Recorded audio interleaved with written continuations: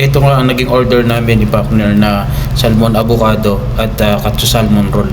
At may kasama nga pong noodles yan. At meron kasing naging order sa amin na dining ulit. Kaya ako muna ang gumawa ng noodles. At pagkaluto nga nitong noodles ay isa-serve na ni partner habang siya ay nag-assist ng aming customer sa dine-in. At pagkatapos yan ay tinuloy ko ng i-roll to ang aming order na katsu salmon roll at Philadelphia salmon. At dahil nga si partner ay nag-assist ng customer at nag-serve, kaya naman ito, tuloy-tuloy lang ang laban. At ito nga napansin ng aming manager na medyo nadami na yung order namin, kaya naman pumasok na si partner at tinuloy na niya ang pagluluto ng noodles.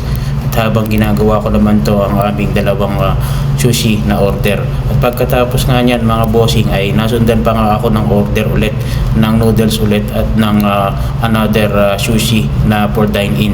Bali itong naging order ko naman ay dynamite shrimp naman bossing na 8 pieces and 4 pieces. Kaya naman ito't ginawa na po natin at si partner na lang ang nagawa ng noodles. Yun nga, paulit-ulit.